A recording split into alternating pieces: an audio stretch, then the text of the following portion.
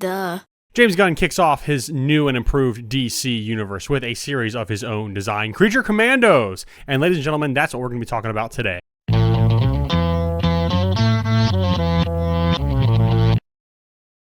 Hello ladies and gentlemen, I'm Kay Swope, and in this video we're going to be reviewing Creature Commandos. Now, I know I'm a little late to the party on this one, but better late than never. We're going to talk about it. It is, of course, the first of James Gunn's DC projects with his new and improved DC universe that he is setting up. The first film in which is going to be Superman, which I am also very, very excited for. But the first official project to be under the new DC universe, whatever it's called. I think it's just DC Universe. I don't remember. But anyways, Creature Commando. Let's go ahead and dive right in. Here's how this review is going to work. I'm going to talk about the good things of the season that I liked so far, the things I didn't like, the bad things. We'll mention a few notes here and there, and then at the end of the video, I will give Creature Commando Season 1 at least a rating on a scale from 1 to 10. 1 being stepping on a Lego brick, 10 being Citizen Kane. So there you have it, ladies and gentlemen. So let's go ahead and dive right in and talk about the good things of this season first. So the first thing first, story. The story's pretty good. It's very simple, but there is a very interesting twist that comes in about halfway through the season, and then another twist that just kind of swoops in at the end, which makes it very interesting because I was not quite expecting the story to be this complicated. So, spoiler alert, by the way, in case you didn't hear that one at the beginning. But essentially, you have the whole thing with the princess and everything being attacked by Cersei. Basically, it's funny because they basically undermine Cersei's prediction of the future the whole time. Princess is actually the bad guy. When they defeat Cersei and they bring her in, she shows Amanda Waller this vision of the princess, and I forget the country, some country, Bolivia or something like that.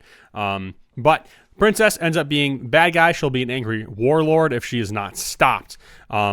But the fascinating thing is she is able to convince like half the people that Cersei was lying, okay? And it's very, very interesting how that all plays out. And in the end, the bride, she pops a cap on the princess, ending the problems. And it's pretty crazy. It's not the ending that we would have expected, but it was a big, big twist. So, yeah, story's pretty decent. It's not like, it doesn't knock my socks off, but I'm like, yeah, that was good. That was worth 7 half-hour episodes. I give it that. It was worth 7 half-hour episodes. The characters are also pretty great. They're also very distinct. James Gunn, he's great with ragtag characters. The team was put together by the bride, okay, Frankenstein's bride. The monster, Frankenstein's monster, obviously. G.I. Robot, okay, who I really like. I'm going to talk about him more later. Dr. Phosphorus. Nina, I apologize for pronouncing her name wrong. Nina Mazursky, who is like a fish lady, Weasel from the Suicide Squad. You probably remember him from there. And then Rick Flag Sr., which I think is also very interesting. We're going to talk about those characters right here, right now. Let's talk with Rick Flag Sr. since I brought him up. So Rick Flag, in case you don't remember, was killed off in the Suicide Squad, which is at least mostly, I think, still canon in this universe. So basically, in order to retcon getting rid of Rick Flag, they're like, joke's on you, that was Rick Flag Jr., Rick Flag Sr., him and his girlfriend, wife, whatever they were, they had Rick Flag Sr. at the earliest possible point while it's still legal. So that way they can have an older Rick Flag to replace the younger Rick Flag, which is kind of interesting, kind of weird if you ask me, but I mean, I've seen worse. Weasel, of course, he's great. He was great in the Suicide Squad. He didn't have a whole lot of time to shine in the Suicide Squad, but he was one member to survive that movie because most of them did not, honestly.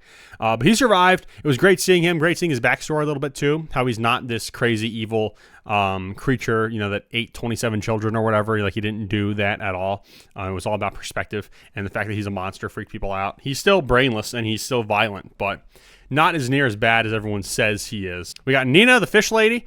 I don't know. I didn't do any research about this. I don't know if she's actually a DC character or if another original character that was made up for the sake of this series. I really don't know. I know James Gunn did that with the villains of Peacemaker, the butterfly guys, which were done very, very well. Nina, kind of boring, not going to lie, although I do understand the sadness when at the end she dies. It's like, okay, yeah, that hits a little bit. I wasn't like super torn up, but I'm like, oh, that's disappointing because she's the only person no one hated. Dr. Phosphorus is awesome. He might be my second favorite character in this because, first of all, Alan Tudyk, okay, who's voicing him, he is not just a great voice actor, but a great actor, period. And so, yeah, no exception here. He does a fantastic job. But his character is also super, super tragic, but I don't know, his power set is cool. His look is cool. His attitude, I think, is pretty cool. So I don't know. He's like the cool guy, if you ask me. G.I. Robot, then, he's probably my favorite character, which I have more thoughts on him later. But he is, of course, a never been decommissioned Nazi killing machine from World War II. And so he's basically, he wants to kill Nazis, and that's all he really wants in life. And that's just funny. So when there's bad guy, there's trouble afoot, he's like, are these Nazis? And if he's told yes, he just goes berserk. And pretty great stuff happens with him. So I love G.I. Robot. He's funny, kind of for that reason alone, even just because, you know, his obsession with Nazis, which I might ask, G.I. Robot and Weasel, they are both also voiced by James Gunn's brother, Sean Gunn, who he's a pretty good actor in and of his self. He's been in a lot of, I don't think I've seen him in anything outside of stuff that James Gunn has done. So I don't know, there's a little bit of, I don't know if you'd call that nepotism or not. But regardless, taking that out of the picture, I still think he's pretty good. I think he has enough range to pull off this Ranger character. In case you didn't know, he also played that one guy, I'm forgetting his name, from the Guardians of the Galaxy movies, like Yondu's right-hand man, the guy who gets the whistle mohawk afterwards. Is it Kraglin? I think it's Kraglin. Anyways, yeah, he plays Kraglin in Guardians of the Galaxy. So Sean Gunn, though, he's good. Quality there. He plays the two characters, although G.I. Robot does bite the dust about halfway through, which I do have some thoughts on we'll get to later. The monster, okay, Frankenstein's monster. I really like, I'm going to talk about the monster and the bride together here because I really like the new spin that they put on the characters because it feels very natural to the source material, because I, for one, am a sucker for the Frankenstein source material book, okay? And so I think it is interesting. I think the twists that they put on those characters from the original Mary Shelley book make sense, and I just really, really like what they chose to do. In the book, I do believe the monster wants his family, okay? He wants to have a somewhat normal human life or whatever, kind of like what his father or whatever, Victor Frankenstein, has. And so I'm guessing what happens is he builds the bride for the monster, okay, which makes sense. In the book, Victor Frankenstein just outright refuses, but in this, he makes the bride for the monster. The monster does not have patience enough because he's got to train the bride so that she can, you know, actually think and act like a human being.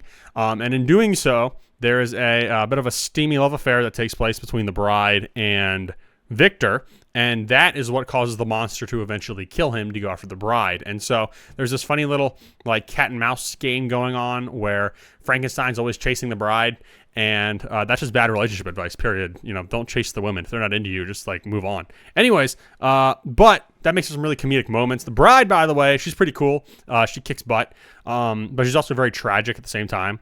So I really like those characters. The characters generally, they're very well done. They're very good, fleshed out. I also got to point out with all of James Gunn's projects, the music in it, of course, is fantastic. And I think what also makes it especially fantastic is that the soundtrack is made up entirely of songs that I've never heard before in my entire life. A lot of them aren't even in English, but they just add so much to what's going on screen. James Gunn, he's a master of doing that, so I love seeing that there. Didn't really find it distracting or anything. He clearly had an idea of what the soundtrack was going to be going into it in a way that it was going to add and not take away and distract, because that can happen a lot when you have music in stuff. Like I forgot to bring this up, but I did a review of Dexter Original Sin you can check out. But in that, they use all kinds of like 90s and late 80s songs, and most of the time, they felt distracting, like they weren't really adding to the scene. They were just kind of there for the sake of adding, you know, pop culture references, and that I didn't appreciate as near as much. But here it's done right, and it is done well. But unfortunately, not everything is done well, not in my opinion. So let's move into the bad section. And the first thing that I want to talk about, this is something that just kind of bugs me, period, that is present in Creature Commandos. It is the storytelling via flashbacks. Now, in this series, for I think almost every episode, maybe not the first episode if my memory serves correct, but we are seeing one character's flashbacks going on. That's like the B plot, and the A plot is whatever's actually going on. I really did not like that mode of storytelling, to be quite honest. I think that was distracting because, to be quite honest, I'd rather just tell one story. Whereas in each of these episodes, you're telling two stories, a continuous going on story, and you're also telling the story of whatever the highlighted character is. And that just kind of throws me off, honestly. So I would have rather just not had those. I like being able to see the exposition of the characters, but I'd prefer it done in a less clunky way that maybe took up a little less time. Some characters, like Weasel, for example, I think it makes sense for him to have a longer backstory because he doesn't talk. So it makes a little more sense to see that play out because you kind of need to see it because he can't really tell it, that kind of thing. So, but I mean, other characters, I don't see any reason why we can't. Not that the flashback stories are not good, because they are good. It's just that I don't like how they were used, if that makes sense. So it's not like I don't want to see this stuff. I just don't want to see this stuff used this way. So there's that for you. Something else I want to say too. I just finished season 3 of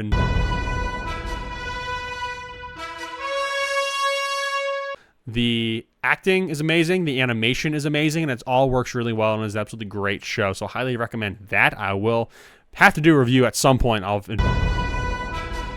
because, you know, I like talking about that show so much, especially lately, because the 3rd season I thought was spectacular. But I finished season 3 and then came straight into watching this, and the animation I was not a fan of.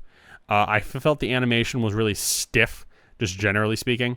And so I have a fresh mindset as to, what to look for here. And I just didn't like that. I am, of course, not an expert with animation, but something just felt weird, felt off, just felt clunky in the animation. So I was not a fan of that, unfortunately. I also was not a fan of all of the voice acting. I think some of the people did not voice the part very well. Now, I do say there are some people who voiced very good. For example, what's his name? Is it Frank Gorilzo, whatever, the Rick Flag Sr., Crossbones, that guy? He did a good job. I think the actress playing the bride did a good job. And of course, talk about Sean Gunn. He did a good job too. I also mentioned Dr. Phosphorus, Alan Tudyk, okay? They all did good jobs. My biggest problem, I guess, voice acting wise, was David Harbour as Frankenstein's monster. Now, I think David Harbour is a great actor, okay? I've seen him in Stranger Things. I think, honestly, that's all I've seen. I've seen him in a few commercials, but I think that's just about all I've seen him in. But I don't think he's a bad actor, don't get me wrong. I think he's good. I think he's got good range and stuff. I know he played that one character in Black Widow, which is one of the few MCU movies I've not seen. But I know he's able to act and act well, and I think in live action, he will be playing a really great character with the monster. I think he's a good cast for that. However, all of that being said, just because he's a good actor does not mean he's a good voice actor, unfortunately.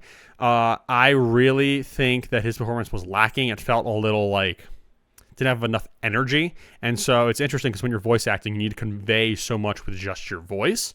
And I just didn't think he brought it to the level it needed to be. And I just felt like he was a bit of a weak link. Not that I didn't like his character, not that I didn't like his acting, but yeah, that's just kind of death thought. I will say, though, I think if any of these characters appear in live action, the plan is to have the voice actors play them there as well. Now, that might change for a few characters here and there, characters that don't have super nailed down parts. Like I know Alan Tudyk, he voiced Clayface in this, because Clayface does make a bit of an appearance. And I don't know if he'll be voicing / playing Clayface when we finally see him in this universe. But, I mean, he was there, so I guess they thought, why the heck not? Just get him to do that, whether or not he's going to play it long term. But at least the main cast, I can confidently say that I believe the plan is for the main cast for them to all be voiced and played by the same characters if they're seen in live action at any point. So that being said, David Harbour, live action as the monster, I'm looking forward to that. I just don't think he really pulled it off here, unfortunately. But that's all the bad things I have to say. My notes, I have one thing. It is that it's tragic that they killed off G.I. Robot about halfway through because he was like my favorite. Now, they did bring him back at the very, very end, like the last scene of the entire season. But it was sad to see him go. He was funny. The killing Nazis joke did not get old. And so, yeah, very, very sad. Plus, we only got to see him go like super berserk like once. And so, very, very disappointing in that regard. But hopefully we'll be able to see him again. He's just going to be showing up in a different form, new body and stuff, as I'm sure you saw, which I'm not sure how I feel about that, but I guess we'll just have to wait and see. But all of that being said, Creature Commando, generally speaking, I had a good time with it. I don't think it was amazing. I thought it was good, and I'm looking forward to seeing more of what's to come with this team and for James Gunn's DC Universe, and I think that's all that really matters right now. So all that being said, what do I give Creature Commando? Ladies and gentlemen, I give Creature Commando a 7 out of 10 on my ratings because it was good. It wasn't knocking my socks off at all, but it was good enough for me to be excited and looking forward to seeing these characters again if they do a second season and or seeing what else is coming for the DC Universe. But those are my thoughts. Let me know what you guys thought down in the comments. And while you're down there, if you want to drop me a like, that would be fantastic as well. And if you stayed through to the end of the video, you might as well subscribe because I'm doing more videos just like this all of the time, more reviews, a lot more superhero content I'm trying to push out, but a lot more TV, movie stuff just generally as well. So hit that subscribe button or just head to my channel. I'm sure you can find something else you like there if you liked this video as well. But that's going to wrap things up for me. I'm K Swope. Thanks for watching, and I will see you in the next one.